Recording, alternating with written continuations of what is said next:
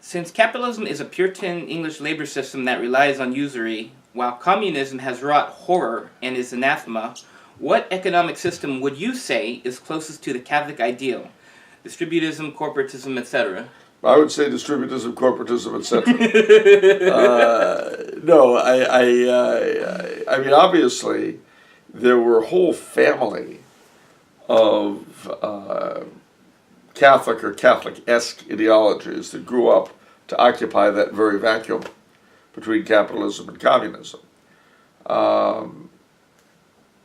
And they all have their benefits, you know. Solidarism was another one, which is what they dubbed, what Pius XI described in Quadragesimo Anno. What's solidarism? Well, I mean, it takes its name from the idea that the different classes and elements of society need to act in solidarity with each other.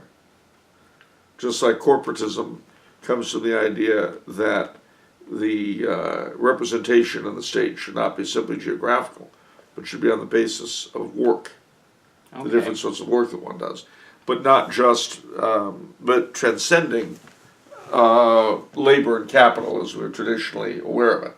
So in other words, you know, you have professional associations and manufacturers associations, and you have trade unions. Well, in the corporatist idea, you'd have corporations which encompassed all three. So, for instance, you'd have the shoe corporation, and this would include shoe manufacturers, shoe salesmen, independent cobblers. Everybody having to do with the shoe industry would be united together for the good of the industry and its various needs and so on. So that's what corporatism was about. Distributism, the name comes from the idea that the means of production and land should be as widely distributed as possible. But if you think about it, guild socialism was another thing like this. It was very much akin to corporatism. If you think about it, and if you study them, they're all basically saying very much the same thing. It's just that they emphasize different aspects of it. Yeah. So yeah, I think John Paul said. So basically, it's not. It's something a little bit more regulated.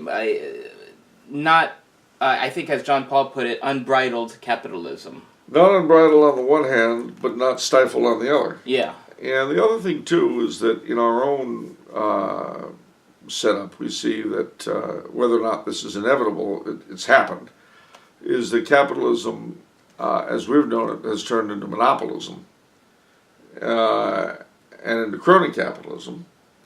And you see where big government, big business, big labor are all in cahoots. Yeah. And that's really what is the dominant, the people at the very top of that triad are the people that run the country. If you consider media, etc., as part of big business. And that is not capitalism in the classic sense. It's whatever it is we have.